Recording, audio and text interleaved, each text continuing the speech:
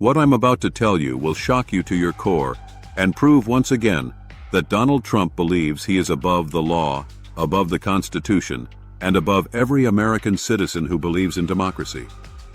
Right now, as you watch this video, Trump is attempting an illegal federal takeover of Washington, D.C.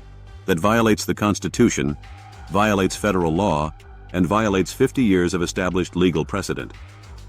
This isn't just another Trump power grab. This is a direct assault on the constitutional separation of powers that our founding fathers died to protect. This is the systematic destruction of local democracy that authoritarian dictators use to consolidate power.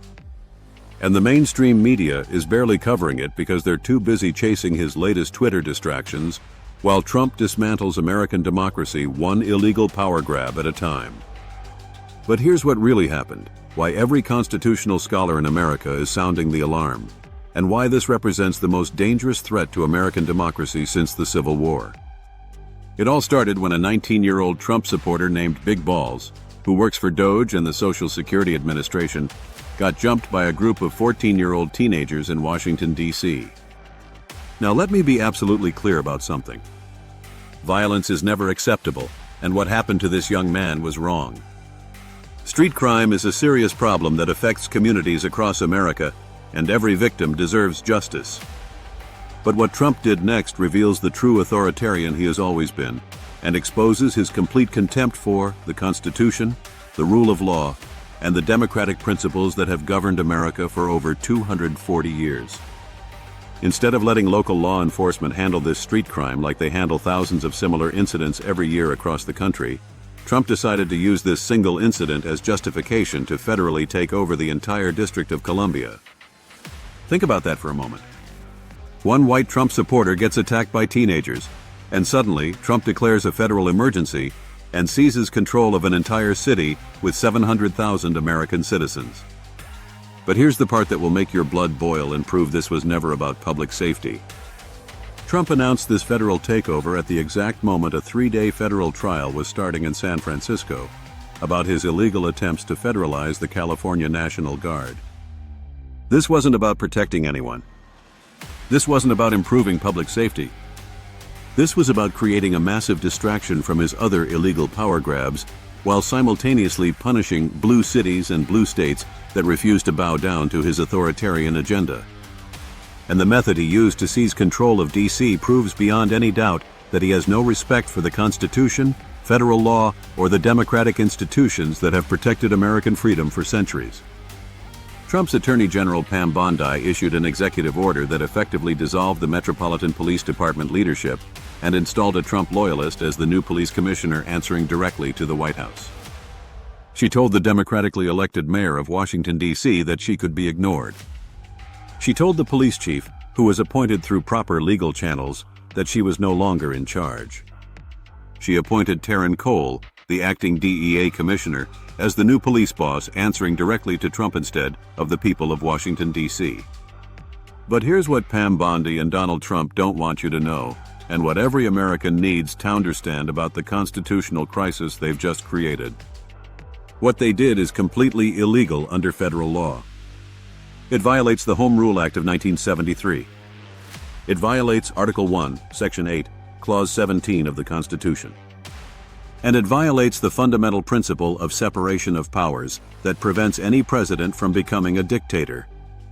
Let me explain exactly why this matters and why every American should be terrified about what comes next.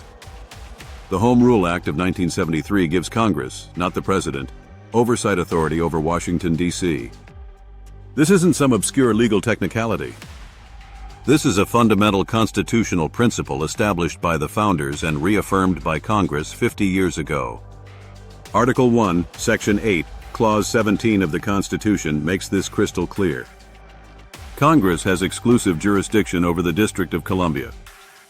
The president has only one narrow power regarding DC law enforcement, and Trump has violated even that limited authority. In genuine emergencies, and only in genuine emergencies, the president can request assistance from the Metropolitan Police Department through the mayor. He cannot take over the police department. He cannot appoint his own police commissioner. He cannot ignore the elected mayor. and he certainly cannot dissolve local government leadership on a whim. But Trump did all of these things anyway because he believes the Constitution doesn't apply to him, federal law doesn't constrain him, and democratic institutions exist only to serve his personal agenda. Even if there was a genuine emergency, which there clearly isn't, federal law strictly limits presidential intervention to 48 hours initially, then no more than 30 days without a joint resolution from Congress. Has Congress passed any joint resolution authorizing Trump's takeover of Washington, D.C.? Of course not. Has Trump even bothered to ask Congress for permission as required by federal law? Absolutely not. He just declared himself the dictator of Washington, D.C. and dared anyone to stop him, exactly like authoritarian leaders do when they're consolidating power and destroying democratic institutions. And this is where it gets even more sinister and reveals the true scope of Trump's authoritarian agenda. In 52 years since the Home Rule Act was passed, no president has ever invoked these emergency powers to take over D.C. law enforcement. Not during the crack epidemic of the 1980s when D.C. had one of the highest murder rates in America. Not during the D.C. sniper attacks that terrorized the entire region. Not during 9/11 when the Pentagon was attacked and the Capitol was evacuated. Not during the January 6th insurrection that Trump himself incited when armed terrorists stormed the Capitol building. But one Trump supporter gets jumped by teenagers, and suddenly we have a federal emergency requiring military intervention and the suspension of local democracy. The pattern is obvious to anyone paying attention, and it reveals Trump's true strategy for destroying American democracy one city at a time. Trump only targets blue cities and blue states for federal intervention. He's not sending federal agents to take over police departments in Alabama, Mississippi, or Florida, where crime rates are often higher than D.C., and where local law enforcement faces serious challenges. He's not declaring federal emergencies in red states where violent crime, drug trafficking, and gang activity create genuine public safety crises that local authorities struggle to handle. He's targeting democratic strongholds to embarrass democratic leaders, undermine democratic governance, and send a clear message that resistance to Trump will be met with federal retaliation and the destruction of local democracy. This is textbook authoritarianism, and it's happening right here in America, while too many people are distracted by Trump's latest tweets and manufactured controversies. But the constitutional violations go even deeper, and every American needs to understand the full scope of what Trump is attempting to do. The separation of powers isn't just some abstract constitutional principle that law professors debate in academic journals. It's the fundamental protection that prevents any president from becoming a dictator and ensures that power remains distributed among different branches of government. When Trump ignores Congress and seizes control of local governments, he's not just violating federal law. He's attacking the basic structure of American democracy and claiming powers that no president has ever possessed. The founders specifically designed our system to prevent exactly this kind of authoritarian overreach. They had just fought a revolution against a king who claimed unlimited power and ignored local governance. They wrote the Constitution to ensure that no American president could ever wield the kind of unchecked authority that Trump is now claiming for himself. Article 1 gives Congress, not the president, authority over the District of Columbia.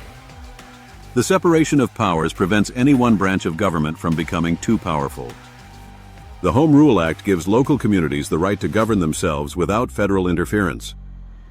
Trump is violating all of these fundamental principles because he believes he is above the law, above the Constitution, and above the American people who elected local leaders to represent their interests. And the most disgusting part of this entire constitutional crisis is that he's using the attack on a young Trump supporter as justification for this assault on American democracy. He's exploiting that young man's suffering to advance his own authoritarian agenda while pretending to care about public safety and law and order. If Trump really cared about public safety, he would work with local law enforcement instead of trying to destroy it. He would respect the constitutional process instead of shredding it. He would follow federal law instead of ignoring it whenever it's inconvenient for his political agenda. But Trump doesn't care about public safety, constitutional governance, or the rule of law. He only cares about power, control, and punishing anyone who dares to oppose his authoritarian agenda. And that's why every American, regardless of party affiliation, should be terrified about what's happening in Washington, D.C. right now and what it means for the future of American democracy. Because if we let Trump get away with this illegal power grab, it won't be the last one. He'll keep pushing the boundaries of presidential power until there are no boundaries left. He'll keep violating the Constitution until the Constitution becomes meaningless. He'll keep seizing control of local governments until local democracy is dead and every city in America answers directly to the White House. Let me tell you about the broader pattern of authoritarian behavior that this DC takeover represents, because this isn't happening in isolation. Trump has already attempted to illegally federalize the California National Guard, violating state sovereignty and the constitutional balance between federal and state power. He's threatened to withhold federal funding from cities and states that don't comply with his immigration policies, using taxpayer money as a weapon against local democracy. He's installed loyalists in key positions throughout the federal government, replacing career professionals with political operatives who prioritize Trump's agenda over their constitutional duties. He's attacked the independence of the Justice Department, the FBI, and other law enforcement agencies whenever they investigate his criminal behavior or hold him accountable for his actions. And now he's seizing direct control of local police departments, eliminating the buffer between federal power and local communities that has protected American democracy for centuries. This is how democracies die.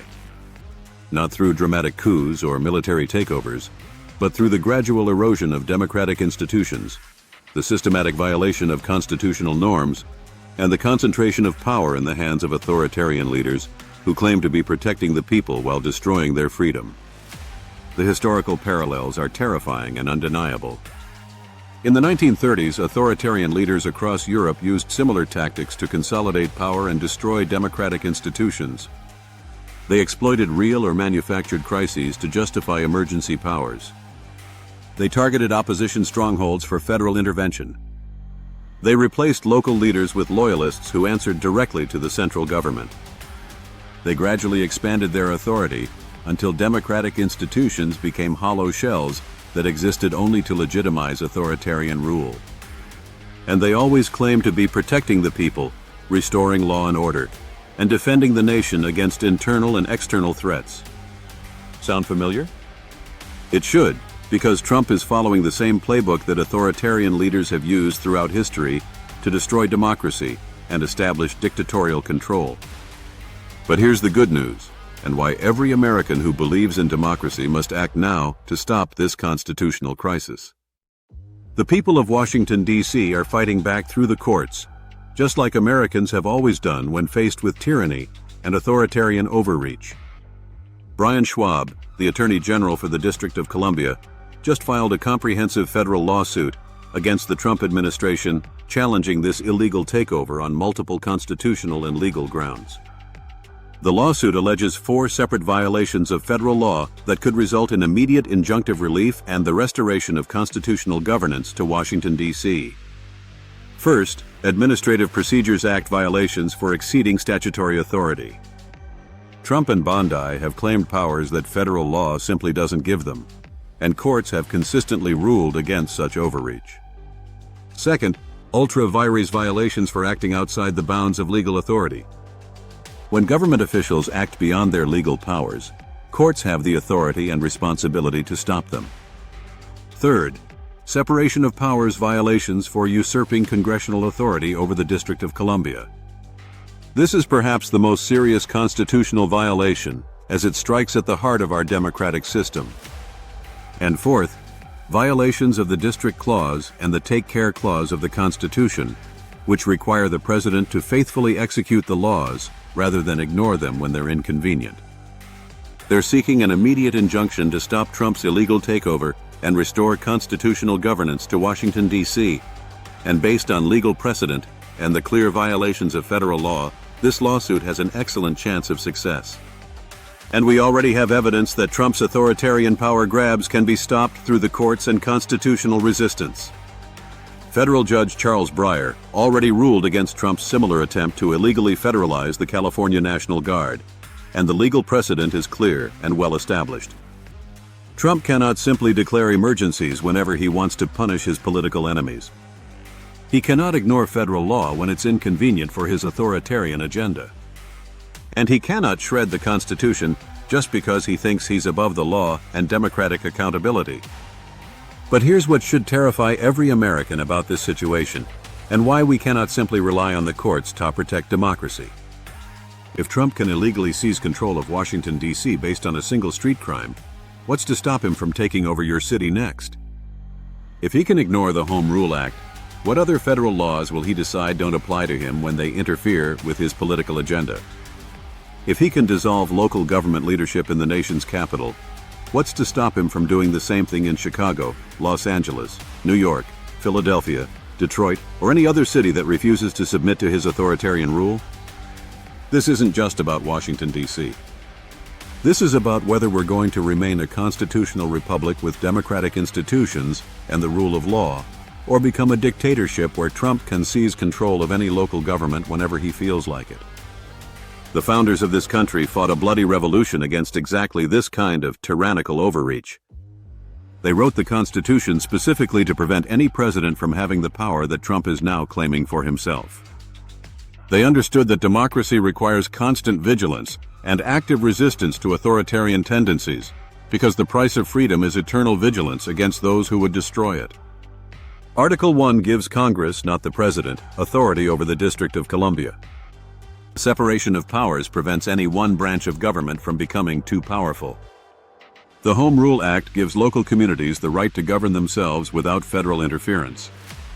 Trump is violating all of these fundamental principles because he believes he is above the law, above the Constitution, and above the American people who have the right to choose their own local leaders. And the most dangerous part of this constitutional crisis is how Trump is normalizing authoritarian behavior and making illegal power grabs seem routine and acceptable. Every time he violates the Constitution and gets away with it, he pushes the boundaries a little further. Every time he ignores federal law without consequences, he becomes more brazen in his attacks on democratic institutions. Every time he seizes power that doesn't belong to him, he makes it easier for future authoritarian leaders to claim even more power and destroy even more democratic protections. This is how constitutional republics collapse. Not through dramatic military coups, but through the gradual erosion of democratic norms, the systematic violation of constitutional principles, and the concentration of power in the hands of leaders who claim to be protecting democracy while destroying it. And that's why the lawsuit filed by Attorney General Brian Schwab represents far more than just a legal challenge to Trump's D.C. takeover. It represents our last line of defense against the complete collapse of American democracy. If the courts don't stop this illegal power grab, Congress must act immediately to reassert its constitutional authority and protect local democracy. If Congress won't act, the American people must demand action from their representatives and make it clear that authoritarian power grabs will not be tolerated in a free society. Because the alternative is watching our constitutional republic die while Trump transforms America into the dictatorship he has always wanted to create. The choice is ours, and the time for action is now. We can stand up for the Constitution, the rule of law, and democratic governance.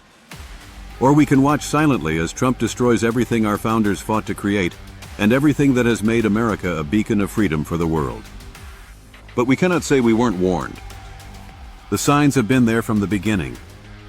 Trump has told us exactly who he is and what he plans to do. He's shown us his contempt for democratic institutions, his disregard for constitutional limits, and his determination to rule as an authoritarian dictator. Now he's doing it, one illegal power grab at a time, while too many Americans are distracted by his manufactured controversies and political theater. The people of Washington, D.C. are fighting back through the courts. Democratic leaders are speaking out against this constitutional assault. Legal experts are exposing the illegality of Trump's actions and warning about the threat to American democracy. But it's not enough to just watch from the sidelines and hope that someone else will save democracy. Every American who believes in constitutional governance, the rule of law, and democratic institutions must speak out against this authoritarian takeover. Share this video with everyone you know. Contact your representatives in Congress and demand that they take action to stop Trump's illegal power grabs. Support the legal challenges to Trump's authoritarian behavior. Donate to organizations that are fighting to protect democracy and constitutional rights.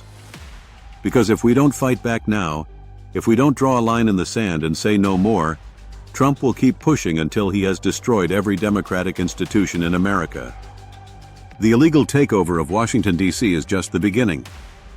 Unless we stop him here, unless we make it clear that authoritarian behavior will not be tolerated, he will keep expanding his power until there's nothing left of American democracy. He'll seize control of more cities and states. He'll ignore more federal laws. He'll violate more constitutional principles. He'll concentrate more power in the White House until the presidency becomes an elected dictatorship that exists only to serve Trump's personal agenda. And by the time Americans wake up to what's happening, it will be too late to stop him through democratic means. The time for action is now. The stakes couldn't be higher. And the future of American democracy hangs in the balance. Don't let Trump's distractions fool you. Don't let his lies confuse you. And don't let his authoritarian power grabs become the new normal in American politics. Stand up for the Constitution that has protected American freedom for over 240 years. Stand up for democracy that gives every American a voice in their government. Stand up for the rule of law that ensures no one, not even the president, is above legal accountability. Because if we don't stand up now, if we don't fight back against this authoritarian assault on American democracy, there may not be a democracy left to fight for. The choice is ours. The time is now. And the future of America depends on what we do next. Trump's illegal takeover of Washington, D.C. represents the most serious threat to American democracy since the Civil War. It's a direct assault on the Constitution, a violation of federal law, and a betrayal of every principle that has made America a free and democratic society. But it's not too late to stop him. It's not too late to defend democracy. And it's not too late to ensure that America remains a constitutional republic where power comes from the people, not from authoritarian leaders who think they're above the law. The fight for American democracy starts now. And it starts with each of us refusing to accept authoritarian behavior as normal, constitutional violations as acceptable, and the destruction of democratic institutions as inevitable. Stand up. Speak out. Fight back. Because democracy is not a spectator sport, and freedom is not free. The future of America depends on what we do next.